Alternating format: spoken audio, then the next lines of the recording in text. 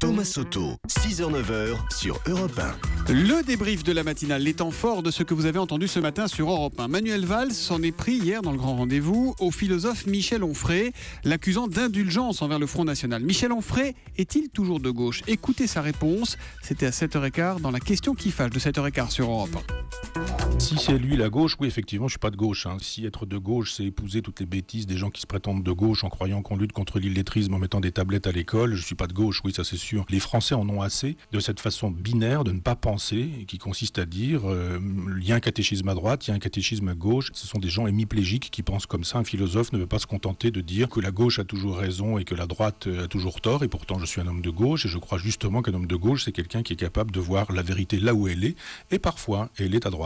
Interview qui a beaucoup fait réagir sur Twitter avec le hashtag un matin. Comment s'appelle un régime où un Premier ministre cloue au pilori un intellectuel, Monsieur Onfray, sous prétexte qu'il pense mal? Hashtag SOS démocratie. C'est signé Florent Philippot, le vice-président du FN. Beaucoup de bon sens de Michel Onfray. Je préfère une idée juste de droite à une mauvaise idée de gauche. Arrêtons d'être binaires, nous écrit Vincent Roger 754. Lui est conseiller régional d'Île-de-France, conseiller régional UMP. Et puis Jean Seb, pas toujours d'accord avec Michel Onfray, mais au moins il y a une réflexion construite et intelligente. Cela devient si rare.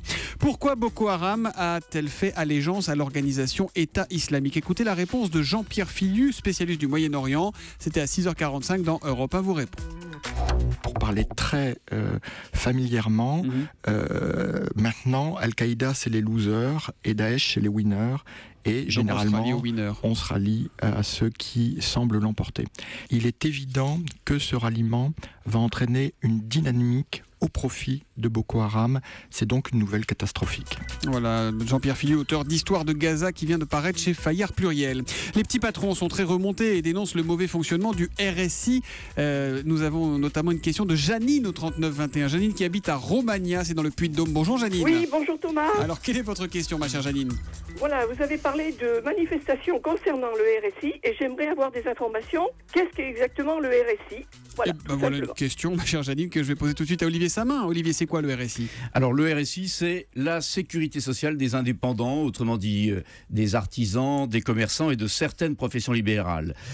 Pendant longtemps, chacune de ces professions a eu une caisse spécifique, mais en 2006, toutes ces caisses ont fusionné pour créer un régime unique, le RSI, et cette fusion s'est accompagnée de multiples problèmes, aussi bien en matière de perception des cotisations qu'en matière de versement des prestations. Il y a eu notamment de très gros bugs informatiques et il y en a encore. Alors le RSI dit qu'aujourd'hui ça s'arrange un peu, mais il y a encore de gros bugs informatiques. Voilà donc pour cette définition du RSI. Merci beaucoup Olivier Samin. Si comme Jocelyne vous souhaitez nous poser Janine, souhaitez nous poser une question, c'est Twitter avec le hashtag un matin, europe1.fr et le 3921. Et puis quand la vie sera devenue trop dure, Gemma, 92 ans, partira en Suisse pour un suicide assisté. Elle a tout prévu, Gemma. Elle était mon invitée pour l'interview Vérité tout à l'heure à 7h45 sur Europe. Je préférerais que la loi soit modifiée et que je puisse le faire en France. Et je ne vois pas pourquoi ça ne pourrait pas se faire ici.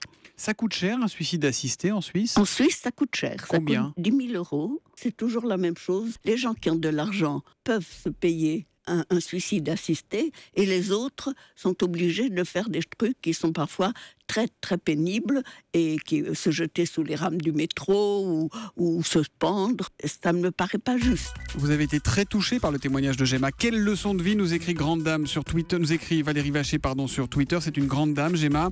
Témoignage très émouvant de Gemma. Je comprends son envie de vouloir rester autonome et de ne pas être un poids pour sa famille. Ça c'est Tomio.